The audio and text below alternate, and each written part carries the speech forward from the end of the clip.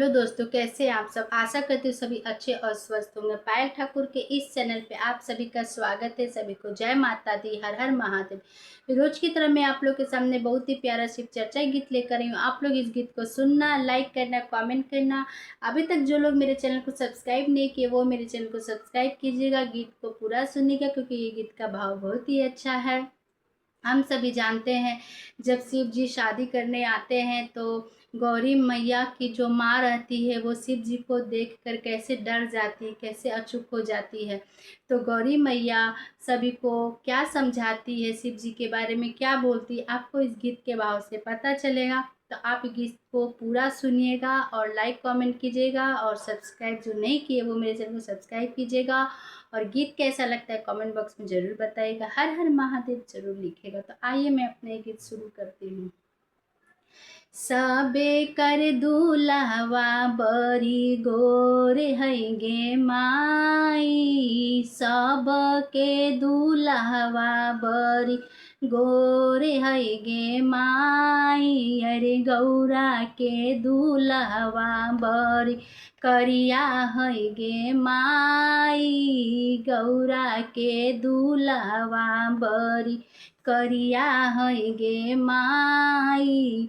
सबे कर दूल्हवा बरी गोरे है गे माई, सब कर दूल्हवा बरी गोरे है गे माई। अरे गौरा के दूल्हवा बरी करिया है गे माई, गौरा के दूल्हवा बरी करिया है गे माई। अरे आंगे आंगे भभूति लगवले है गे माई, आंगे आंगे भभूति लगवले है गे माई।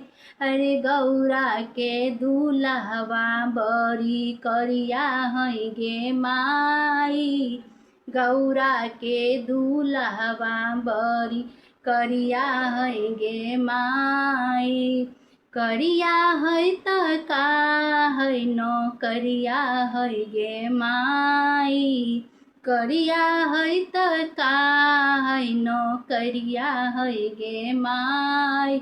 अरे पर्वत पर बैठल दुनिया देखे ले गे माई, पर्वत पर बैठल दुनिया देखे ले गे माई। अरे गौरा के दूल्हवा बरी करिया है गे माई, सबे कर दूल्हवा बरी गोरे है गे माई, सबे कर दूल्हवा बरी गोरे है गे माई। अरे गौरा के दूल्हवा बरी करिया है गे माई, गौरा के दूल्हवा बरी करिया है गे माई। अरे गालवा में नागावा पहिरले है गे माई, गलावा में नागावा पहिरले है गे माई। अरे गौरा के दूल्हवा बरी करिया है गे माई, गौरा के दूल्हवा बरी करिया है गे माई, गौरा के दूल्हवा। गुरु जी के जाटावा से गंगा बह गे माई, गुरु जी के जाटावा से गंगा बह गे माई।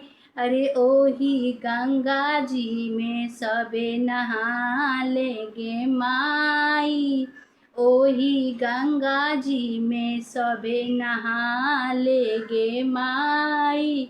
गौरा के दूल्हवा बरी करिया है गे माई, गौरा के दूल्हवा बरी करिया है गे माई। अरे सबे कर दूल्हवा बरी चला के हवे गे माई, सब कर दूल्हवा बरी चला के हवे गे माई।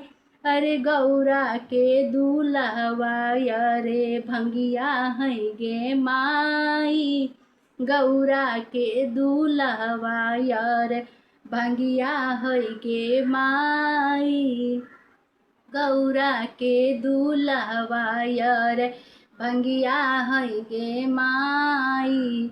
औ घर बारत का हउए दानी बारे गे माई, अब घर हउए त का हउए दानी बारे गे माई। अरे सब का पर दया बरसावे ले गे माई, सबे पर दया बरसावे ले गे माई।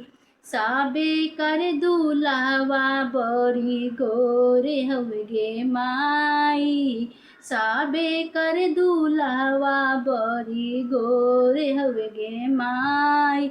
अरे गौरा के दूल्हवा बड़ी करिया है गे माई, गौरा के दूल्हवा बड़ी करिया हउए गे माई, गौरा के दूल्हवा बड़ी करिया है गे माई। गीत कैसा लगा जरूर बताइएगा। धन्यवाद।